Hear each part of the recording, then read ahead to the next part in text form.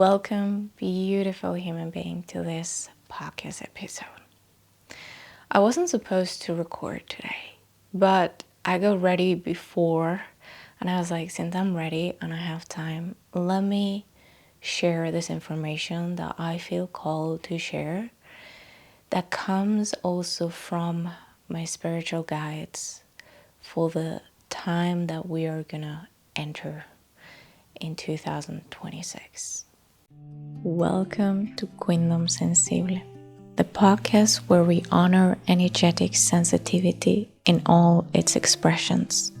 A unique space where I share my way of living sensitivity as a human being and as a modern medium.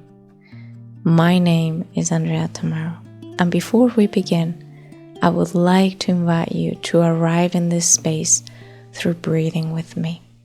So take a deep inhale and exhale.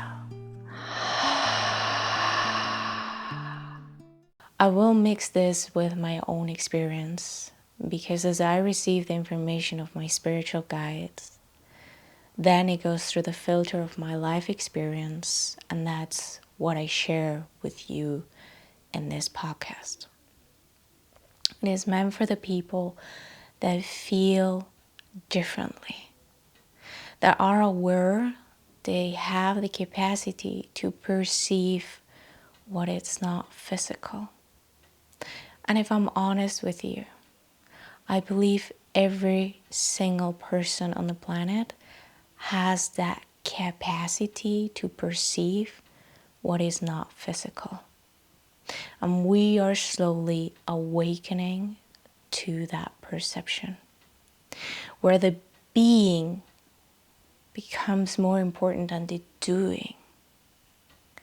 Both are needed, but the place from which you are being is way more powerful than just doing 1,000 things without the being behind those things. I'm gonna give you a very simple example. You can hug a person from a place of lack of love, and when you do that, the person that's being hugged will feel that you are sucking in their energy and probably will not enjoy the hug. Now, there is another way where you are hugging someone out of love, out of like you are full, you are excited to connect with that person in a hug.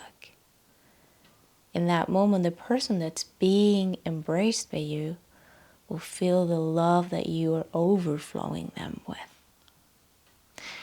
Now, here's the thing. It's the same action, is hugging someone.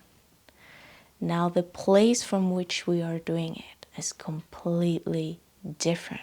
And so now we're in a time where the intention behind of what we do things, that part of the being that we are,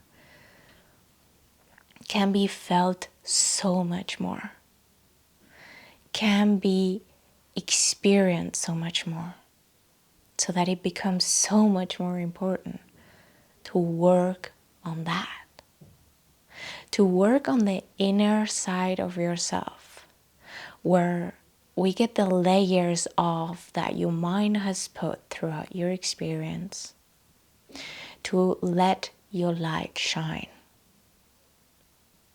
A week ago, I was asking my spiritual guides a question, and that question was related to how can I make this work more?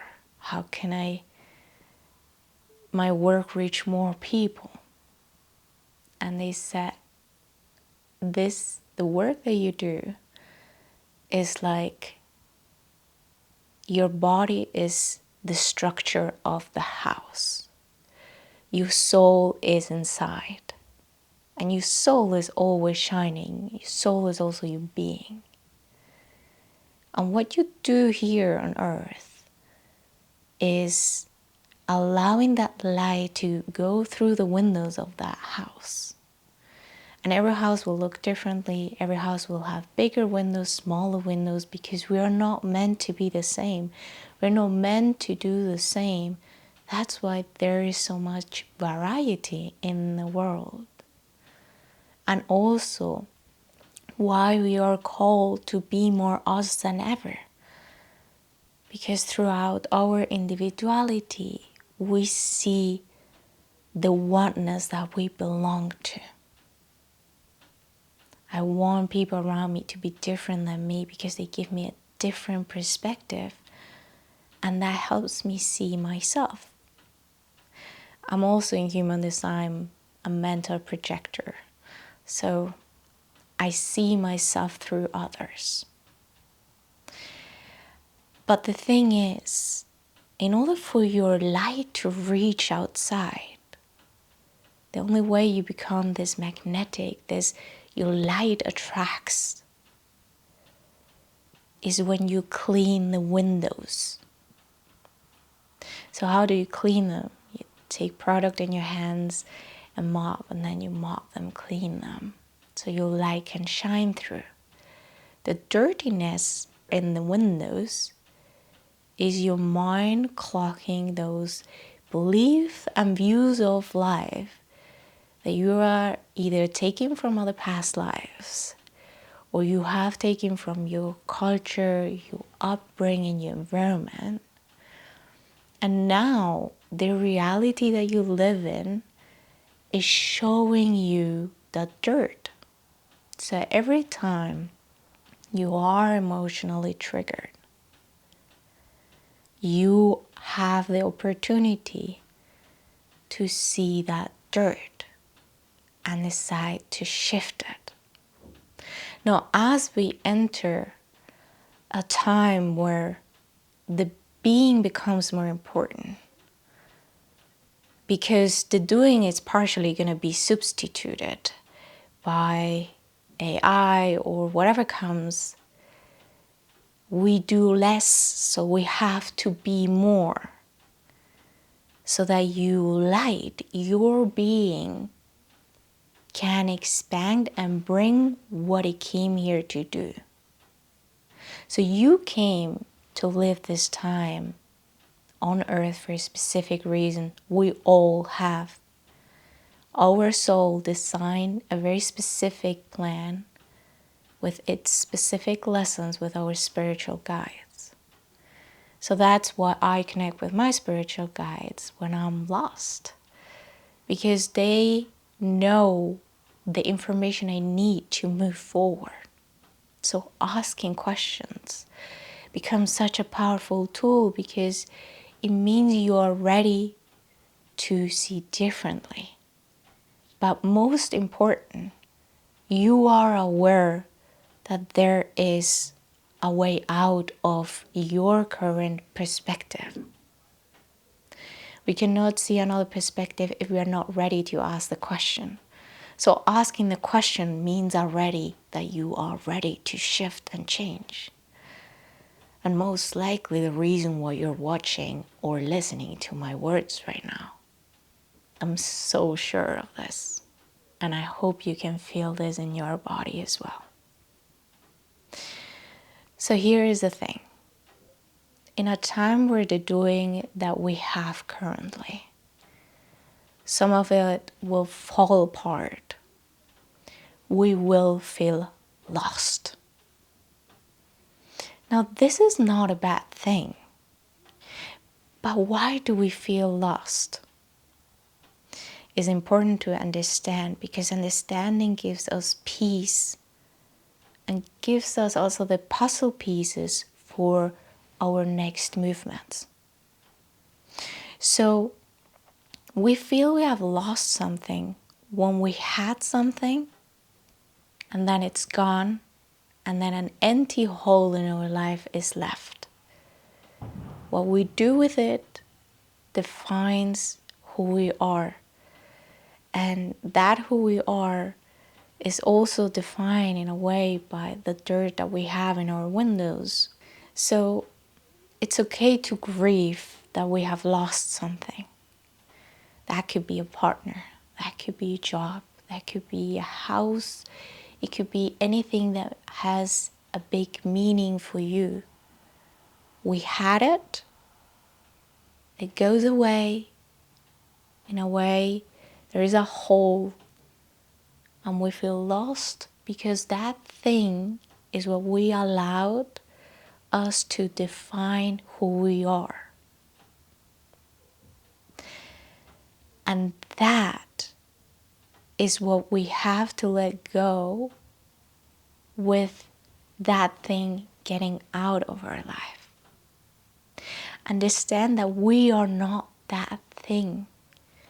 We have used it as a conduit to define who we are, but we are not that thing.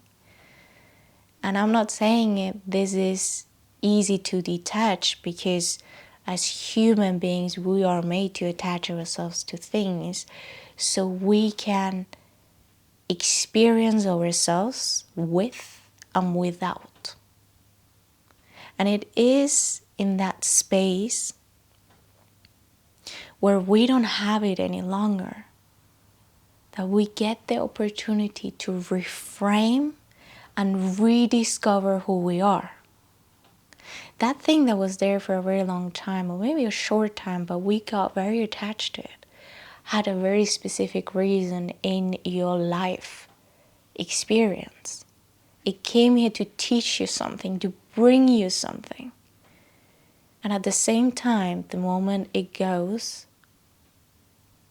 it shows you things about who you were, the things that trigger you, the things that can be transformed with a different perspective.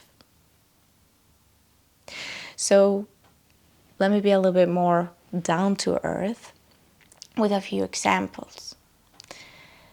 I've had many partners in this lifetime, and I know that every partner that I had a purpose. And some of those partners I recognize from past life experiences. And one that I have that has marked this lifetime so much is the fact that I was a French prostitute a long time ago in another lifetime. And so some of those clients in that lifetime, I had them in this lifetime as partners. I recognized the connection that I had with them. That's one of the reasons why my spiritual guides explain me I have had so many partners in their lifetime. Because sometimes when people ask me how many, I'm like, well, probably more than what I feel comfortable sharing. But when I understood it comes because of that karma that I carry with me, then I didn't judge it anymore. It is the amount it is. And every single person, I honor them because they have brought me something into my life. Now, here's the thing. Some of those relationships were not functional. They were toxic. Whether because I was too attached, whether the connection wasn't working, for a few different reasons. The thing is, it always takes me a little bit of time to realize that. I could blame the other person, but when I do that, I'm not taking the responsibility of my soul planned that connection with the other person's soul for a reason. So this is not just the other person's part, it's also my part that's toxic, that's showing up with that relationship that I've created with that person. And so when I have a big attachment and that person leaves my life for whatever reason, or we decide to let it be, there is a process of grieving something I had, and then that's not there anymore. Where that teach me that a lot of times I have chosen comfort over what does me good. Because sometimes staying in a relationship for a longer time than needed was toxic for my energy and my sensitivity. And it took me time to realize that. So it wasn't just the other person, I was also being toxic with myself, keeping me in a comfort zone with that person because it was known, because it was giving me safety net. And when it goes away, that safetiness is not there outside. Because the physical world gives our mind safetiness.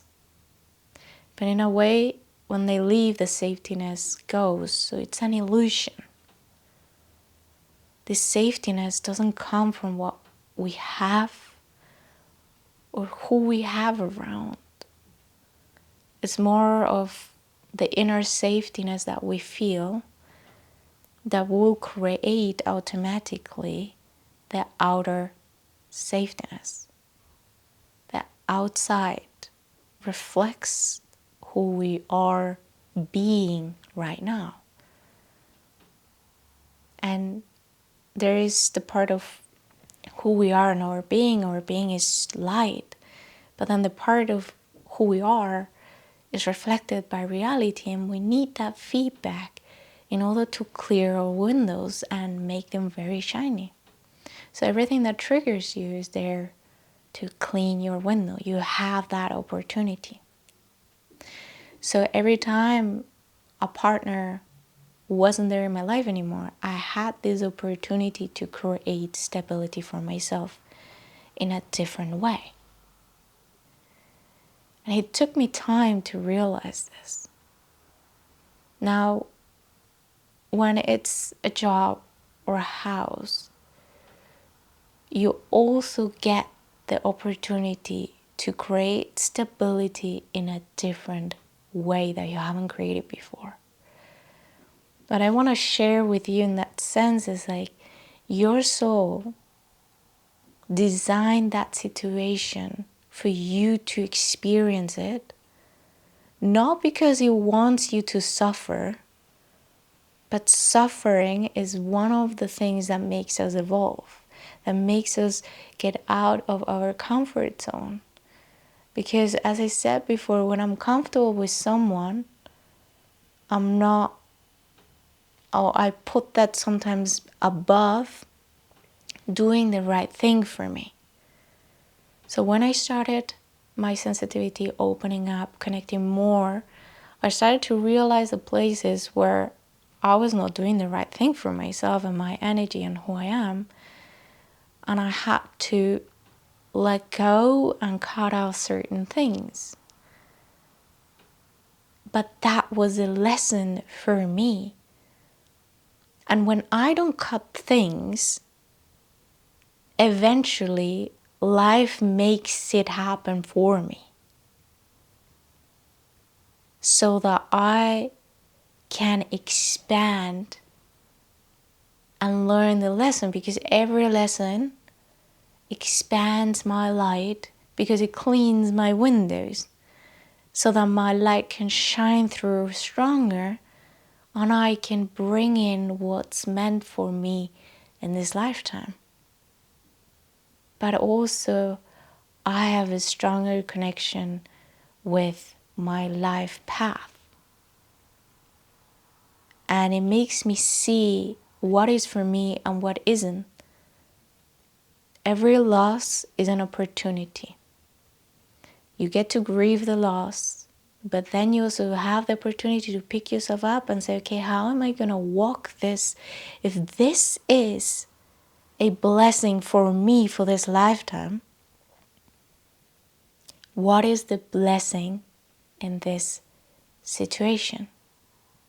Let me listen to my inside, not to what everyone else around you is saying. You can listen to that, but don't make that your compass, only that. Your true compass lies within. And I'm not talking about the mind, I'm talking about your heart. Your body will resonate. Your body will indicate that to yourself. If you know something about human design, the way I found to explain intuition is your authority. Everyone has different intuition based on that. Mine is mental, and mental has nothing to do with taking decisions from your mind. For me, it's just suddenly I speak something and it makes click and it makes sense to me. And sense to me doesn't mean it makes sense to my brain. It's like something in my body is like, oh, that makes sense. Even mind-wise, it doesn't. I know it's a little bit of a different concept, but it works for me. And I know this because I've gone inside of myself to test this. And I'm still testing and still expanding the way how I function in this lifetime as who I am and what I'm meant here to bring to you. So we are entering a time of challenges. And what I want to share with you and open this space for you to understand that every challenge can be transformed into an opportunity. For that, you need to be open for that possibility and ask the right questions to guide your perception and your vision to the opportunity that that situation brings to you. Maybe losing a partner is the opportunity to gain freedom to find what truly matters to you, to get clear on what is it that you want. If you didn't have that loss, you will probably not even search for those questions and get those answers. So look how powerful it actually is when we feel lost, which is only the fact that we identify ourselves with something that disappeared, and now we have to refine ourselves with that holder. Okay, who am I now? But you also get to decide, who do you want to be? Getting lost can be such an amazing journey if we allow that to happen. So I want to encourage you and encourage myself, because I know I'm also going to have challenges, to understand every challenge is an opportunity, and every opportunity is a chance to see myself. Because my view in life is going to be projected on that. Then I have this chance to tweak it, change it. Okay, I don't like this part of me. Let me shift it. My light is still going to be my light, but then if I shift it to the right perspective for me, then my light gets to shine through my actions. And as I said at the beginning, the actions, if they carry the right beingness, the right intention for you, which doesn't have to be the same as for other people, those actions have a ripple effect in your life. And I want this for you, because you are here to shine your light. And when everyone on earth shines their own light with their own perspective, with what they're good at, with what lights them up, we create such a beautiful world with many different things. And I'm getting emotional to just imagining that world where everyone gets to be who they are. They get to be honored for their journey. They get compassion and love and appreciation for what they bring to their spaces, what they bring to earth, so that we together can expand light. And so this is what I wanted to share with you. You can listen to it as many times as you need. I know I will listen to myself when I need it. That if you ever want to work with me, I will leave an email on the information box of this platform, so you know where you can reach me or find more of this content to support you on your journey. One of the things that I ask is if while listening to me you thought of someone, that is your sign to share it with a person. It's tapping into your sensitivity and your intuition, knowing that this is meant to share with that person. So go ahead, do it, and see what happens when you do. Maybe a random conversations open up, or a channel between you two. Of course, this also helps me to reach more people, and I'm grateful that you are here listening to me. I appreciate your presence. I appreciate your time, and we will hear each other or see each other in the next episode. Thank you for being here. With love and light, Andrea Tamara.